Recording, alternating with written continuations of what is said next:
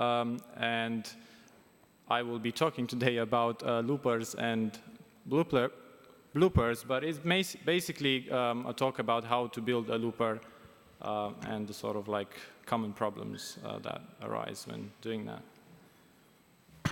So, I would like to start with a definition of a looper. No, kidding, I'm not going to do that. That would be crazy.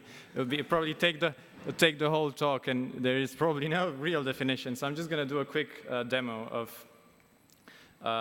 This is a sound design app that we used on one of our projects. This is not actually in any user's hands. We just use it to test sounds for the engine that runs on an iOS and Android app. So it's essentially a basic looper. You can play various tracks, sort of clips to say so, and you can cue them, play them in time. You can have clicks, so like add a bit of hi-hats and right, and then sort of like you have the sort of like recording features that you see to a live looper, so you can count in and then start recording. You can overdub over notes, the usual stuff. Yeah, so with that in mind, I'm going to jump right in. First of all, has anyone here built a looper before? Okay, not that many.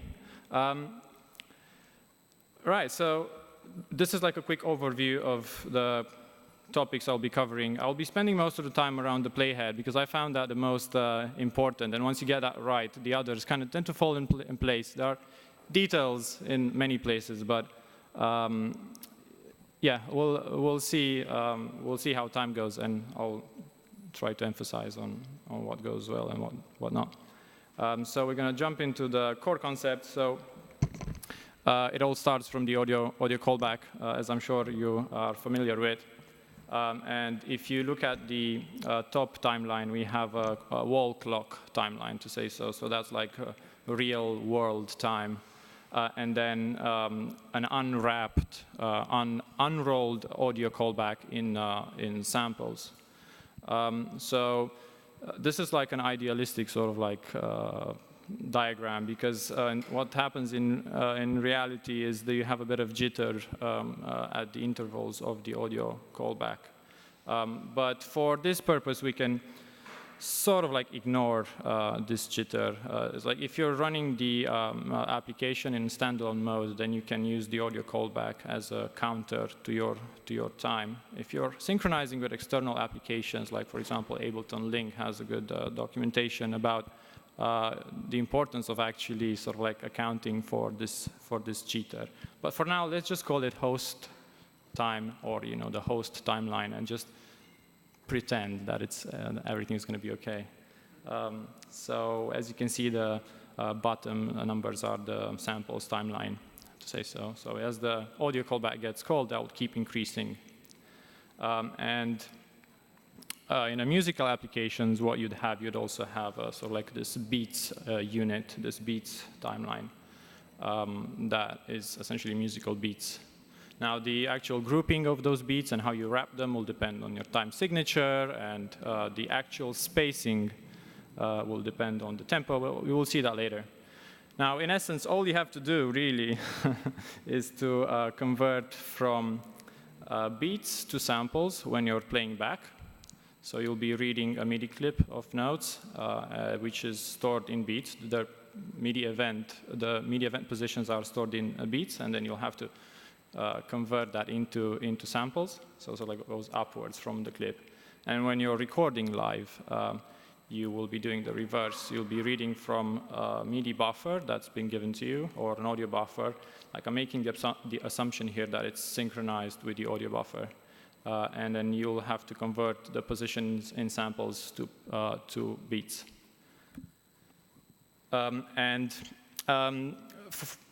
Basically, the audio callback, it requests samples in buffers. So you will have to also read notes in buffers to comply with that. And for the purpose of this talk, and actually sort of like an abstraction that's helped me think about this, is to call them slices, because they're not really buffers. They're really just ranges of time that you'll be reading.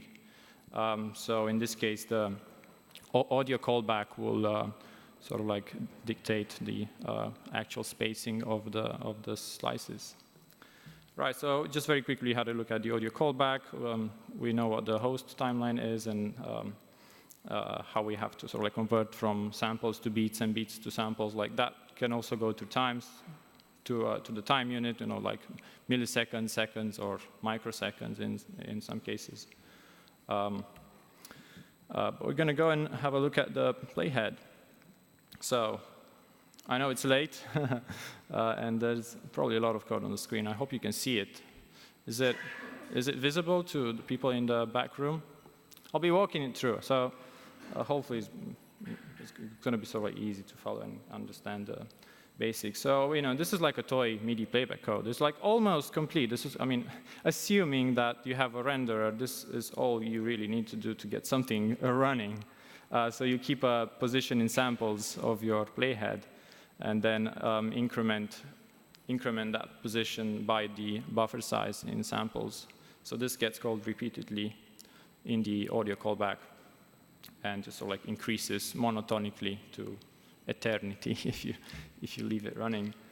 Well, we'll see what eternity really means in computer programming, but yeah, for now, just assume that's just increasing. So once we have that number, then we have to find the position of the slice, with like the start and the end, and then pass it to a MIDI player, which will read MIDI events and decide if they fit in the slice and convert them and push them into the MIDI buffer.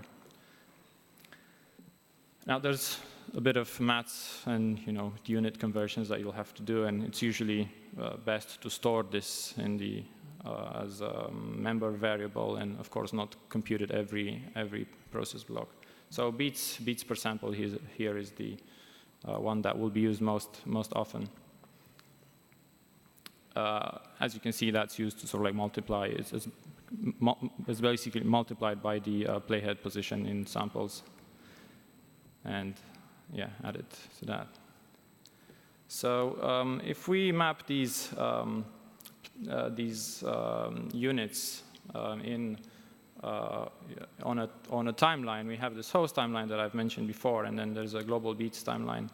In this case, I don't know, it's probably going to be some sort of like something like lower than 120 BPM or something like that. If it were 120 BPM, then 4 would align with 2.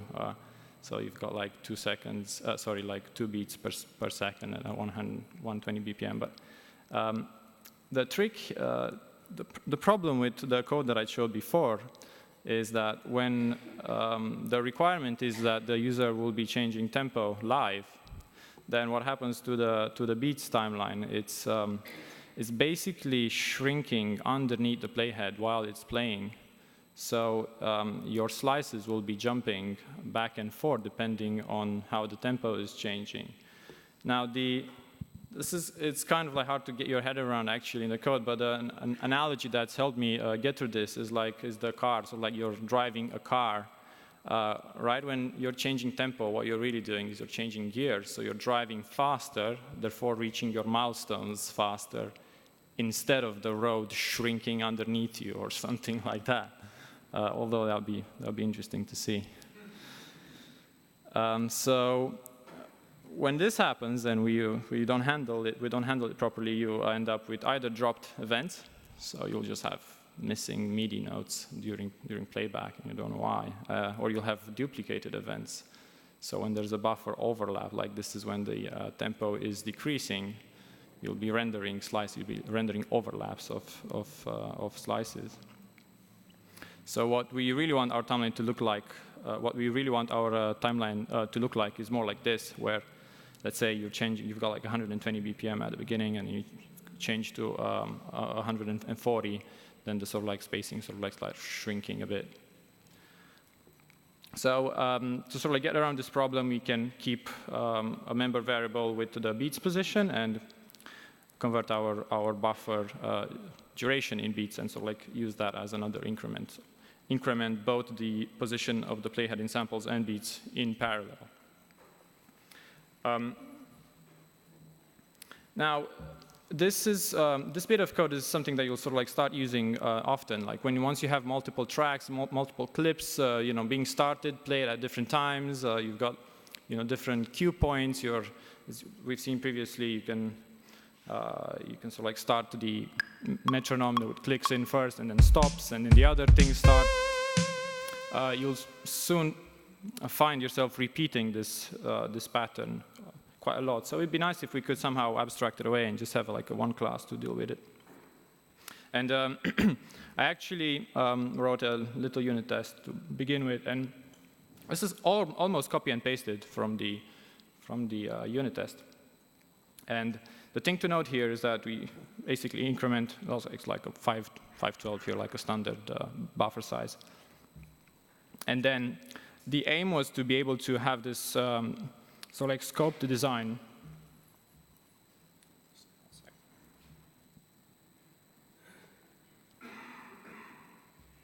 So that this scoped interface where you'd be able to call this method called capture slice at the beginning of your buffer, and then do your MIDI rendering, knowing that nothing will interrupt it, or like nothing will change the state of your slice or your playing or stopped cues or anything like that. As every callback, you'd expect the slice to sort of like move forward.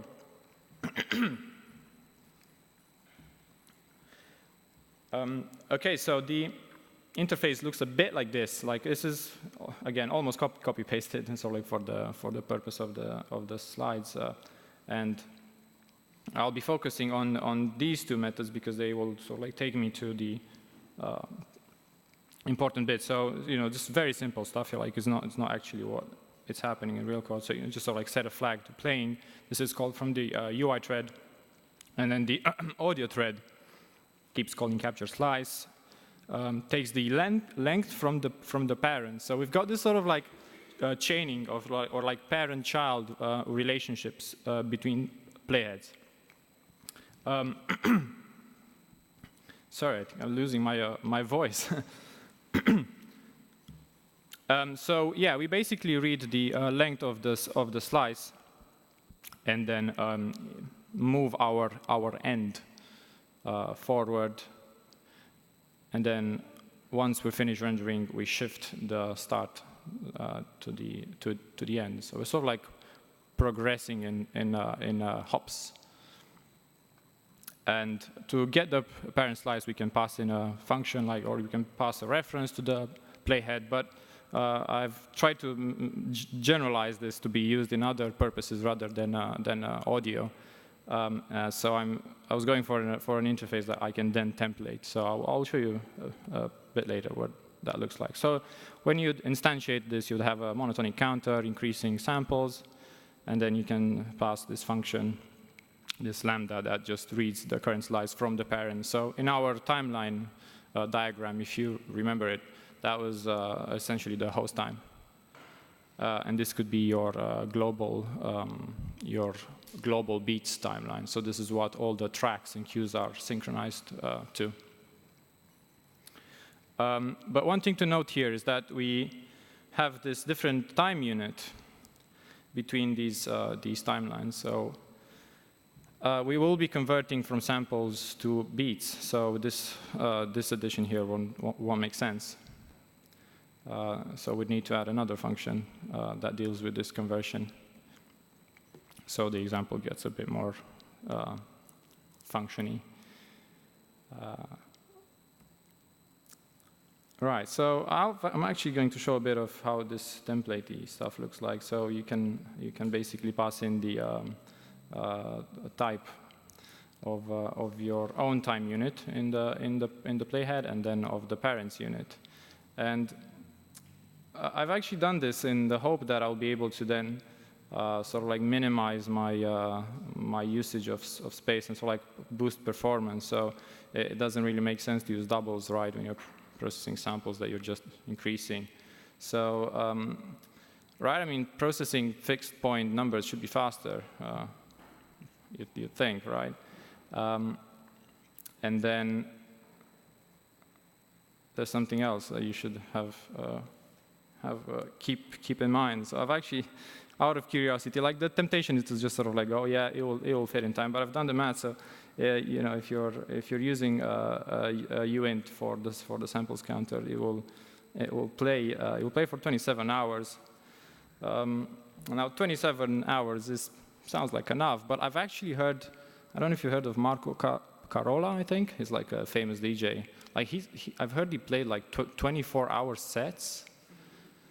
So maybe for him this would be a problem. I don't know.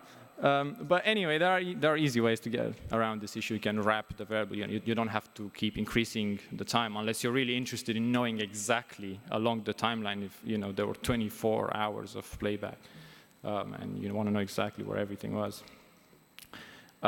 But I actually did some performance tests with this change in units. So I went from doubles everywhere to uint 32 and uint 64, and actually I found that it wasn't faster using ints.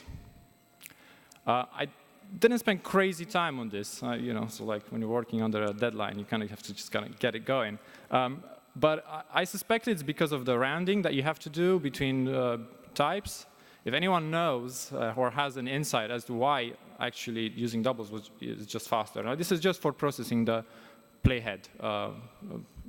It's basically just some additions and subtraction. It's not the actual MIDI rendering code. But another thing that happens when you're using fixed point arithmetic and you're rounding numbers, you can get these drifts. And this can happen with doubles too if you're not careful.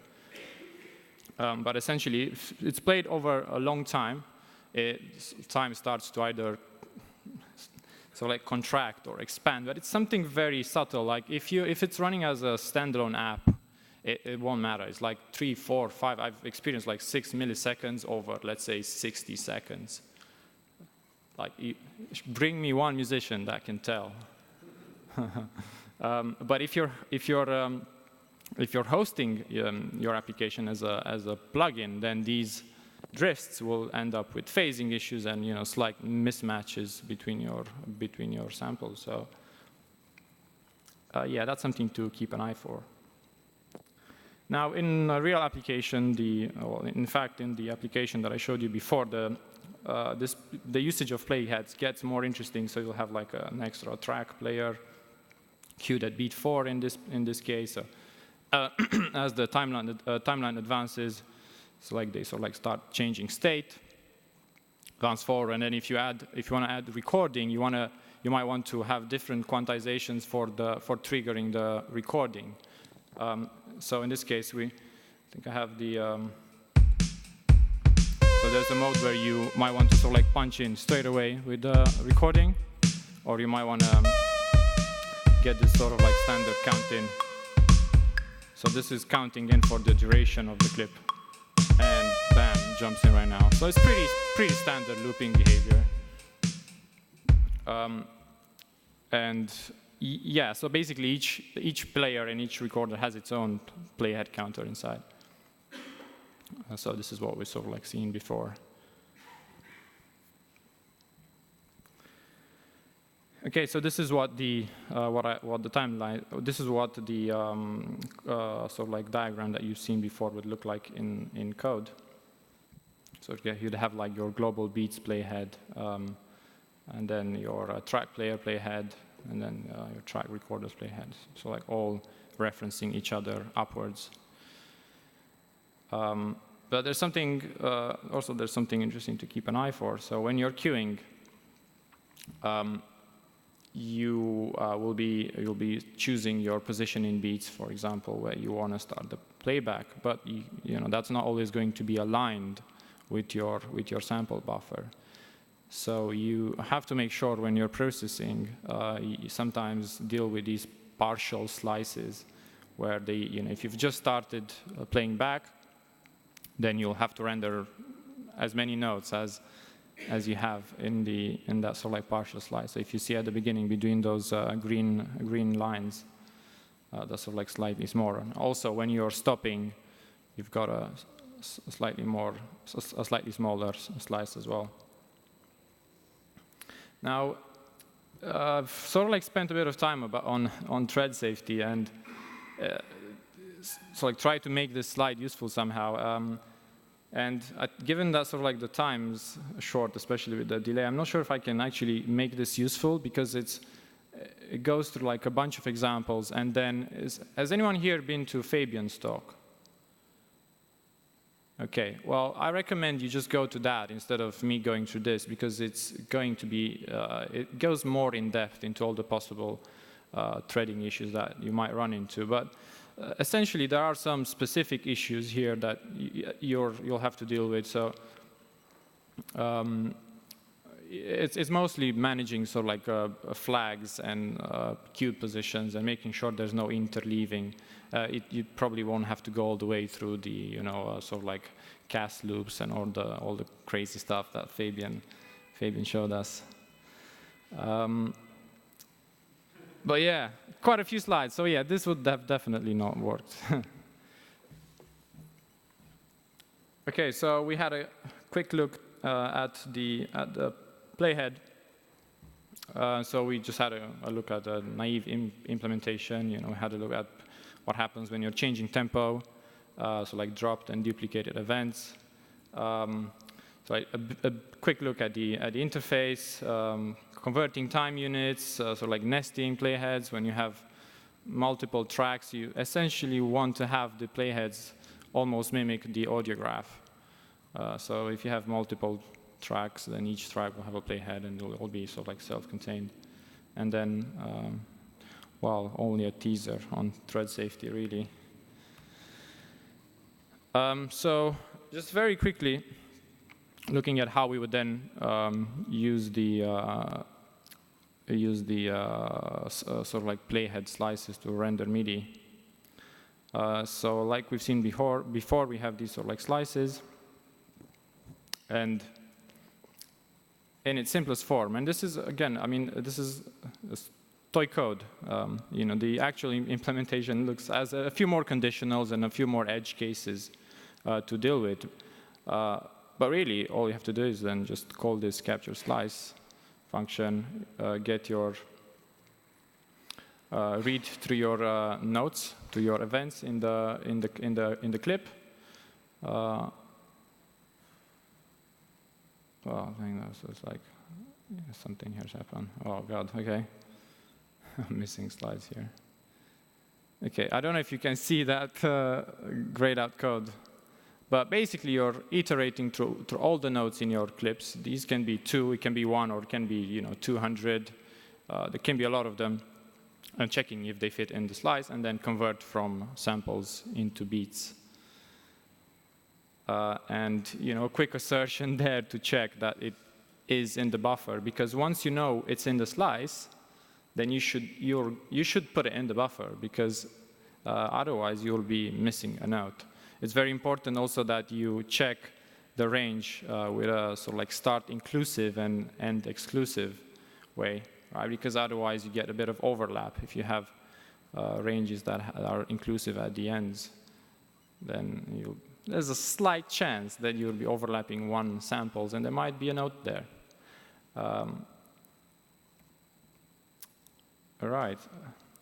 So once you've done that, handled a lot of edge cases, then you'll find this really common one with stuck notes. So imagine you're playing back a clip which has notes recorded, and for some reason you decide to stop the clip while a note is active. So an active note means it's received a note on event and is being held. Clip stops. You've sent that note on effect to that note on event to the sampler, but then no off message, so it'll keep ringing. And this is not. It sounds like, oh, this is like a bug or something. No, you just have to handle it on a case-by-case basis. I haven't heard of anyone, figuring out a way to. It's just how MIDI works. Like there are 2 events per note. So this is fairly easy to sort of like get around with. So you can just keep an active note list where you update which notes are active. So if you have a chord being held, you'll have 3 notes. You just keep like a map or like even a vector. Actually, you'll see a vector is faster because it will probably be kept in a cache instead of a map. It might be scattered all over your memory. Why not just send all notes off? Yeah, that could work. That would be a quick and dirty way to get around it. That would make it very simple. I actually did that as the first implementation. But then if you have, if you're using this as a MIDI sender effect, and you've got other hardware devices connected, it will stop notes that you don't want. You really just want to stop what was active. So yeah, so then you'll have to. The Playhead interface that I made also tells you when a clip has just been stopped. So this is for this particular buffer. This is not like an event. So you're checking this every audio callback, and then when it's just stopped, when it's that last partial slice, then you just add the notes. You generate your own note offs. All right, so just a few quick considerations. So when rounding to beats, from beats to samples, you're essentially losing precision. So you'll have to do rounding. Essentially, you can't fit it perfectly in time. So this can be tricky sometimes, as it can shift your note outside of the buffer if you're not careful. And then you also have to be careful when you've just started playing a clip that you're aligning the notes at the end of the buffer. And then also obviously handle stuck notes. And yeah, keep your notes, your note events sorted, as most of the times, that's why I put an asterisk there, it's going to be a bit faster because of branch prediction. I'm not sure if that's, I don't know if that's still a thing, but I'm pretty sure I measured this, and it is faster. Okay, if you have like 100 notes in a clip, it will start showing. So at recording, we're basically doing the reverse. The code looks very similar. You're recording from an incoming MIDI buffer. You get your playhead position. You iterate through the notes in the buffer. Oh, God, the slide just disappeared. Or yeah, OK. So the more important stuff is the thing that's grayed out. So hopefully that's helpful. So yeah, you basically check if the slides contains that position, which you've converted in beats. Like I've removed some code from here, and then added to the recorded messages. And you also I've added a little assertion there to check that basically if the notes that are coming in, if you're reading notes that are coming in, then you should it's different from the playhead where you have to check which ones you're playing. Most of the times you'll have to fit them in. If there's a MIDI stream of events going on, you'll really just be placing them in front of your playhead for the buffer. Unless the playback has just stopped, if it's been queued at a certain point and you need to stop that recording at a certain position, then you should be fitting your notes in your buffer, and otherwise assert, because there's something fishy. And similar to playback, you'll be handling partial slices every now and again. You have to be careful not to record into the buffer that's being played from. Right, this could result in doubly notes. If the notes are also, you're playing back and then recording them in the same place, you just get duplicates. And also, you'll have to handle notes off in this case as well. You'll be recording. Let's say some musician is holding a chord and then decides to stop it, yeah, you will be left with like orphaned note-ons. And also make sure you pre-allocate all your MIDI arrays and vectors. And you don't do any allocation in the audio thread. So if we just take everything and put it all together, I didn't dig into the sort of clip class, but just imagine for now it's a data structure that holds MIDI events and their positions. we'll have a clip player that references a global playhead, and then we have the MIDI message array that we record incoming messages into. These are time-stamped, so these are the ones that we've seen previously that we're adding in the array. And then after we've recorded into that buffer, we render the notes from the player, and then only then do we write the recorded messages into the clip. And we do all this within these functions that I've showed you before. And that's pretty much it. I wanted to do a demo, sort of like a more comprehensive demo with actual recording. But then I saw Imogen Seep performance yesterday, so I thought, okay, maybe later. So yeah, that's it. If you want to start building a looper, I would really recommend looking at Ableton's Link implementation, as that's really helpful to understand how to deal with time and sort of like synchronization. Also, Traction's engine is helpful. It's got a lot of sort of like useful classes and tricks. Like, it's a bit more difficult to understand what's happening in the Traction engine than it is to look at the Ableton Link. Like, the size is incomparable, and Traction engine also does a lot more than just being a looper. But yeah, there are some useful tricks that you can sort of like get your head into there. And yeah, that's it.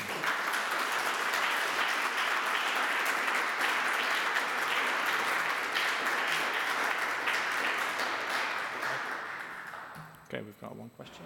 Questions? Yes, I've got one. Yes, I will. Well, I will. Yeah, I can make them visible. I can publish them afterwards.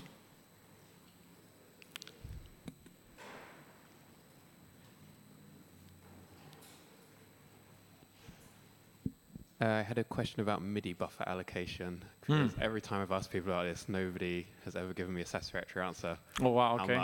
How much should you allocate? How many? Yeah, that's a very good question. Actually, that's a very good question. Yeah, I did. Well, I didn't do too much pondering on this. So I think in this case, I knew it was a sort of like toy iOS app. It really depends, I guess, on requirements. You know, if you allocate too much, you're using too much memory. If you're adding too little, you're adding this risk of being under. So in this case, I knew that there's not going to be any sort of like heavy sessions with multi-tracks. I think the limit was eight tracks for this app, and then well, mostly drum beats. So I think I went for 200 or something like that. I don't know. 200 in what time slice?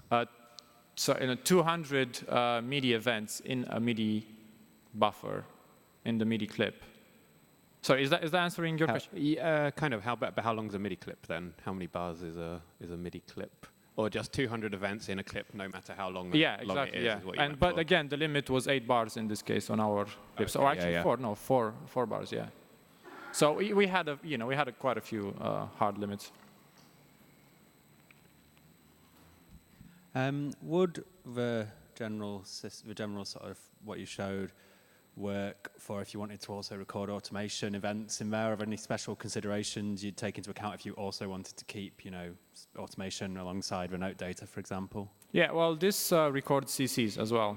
So with CCs, it's simpler than notes because, you don't have to deal with stuck notes and all these sort of like issues.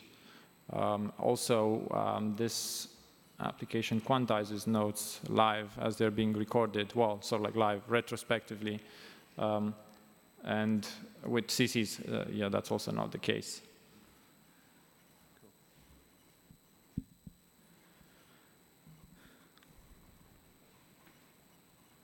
I really like this idea of nested playheads. Am I right that just means like a dependency, so a playhead that depends on another playhead? Yeah, there is no standalone playhead. It's always there's some starting point. So that could be, in this case, it was the monotonic counter, which was the host time. It was running standalone, so I would just increase that every buffer. But I also played with sort of like synchronizing external apps. So in this case, it can be Ableton Link, but it all starts from there, and then everything just sort of like flows like a graph in a way. Nice. Yeah. So how deeply nested did you ever get with playheads? Was it just like a few levels, or did you? Yeah, well, three levels mostly. Like, well, it's basically global beats, and then you've got your track, and then you've got your player, and then the recording playhead is actually nested to the playback. So you could also have the recorder be nested, so like one parent out. But it just made when I was coding, it just made things so much simpler if it was nested to the playhead. So it just kind of could you fell into have place. playheads, because they convert, don't they? So could you have them moving at different speeds? Yes. So I have I have the speed factor that you can play with. Cool. I don't think this is in here. Yeah, that's only in the app. Yeah, that's actually fun. I mean, you can get things out of time if you're not, multiplying by fractional numbers. Yeah. Cool.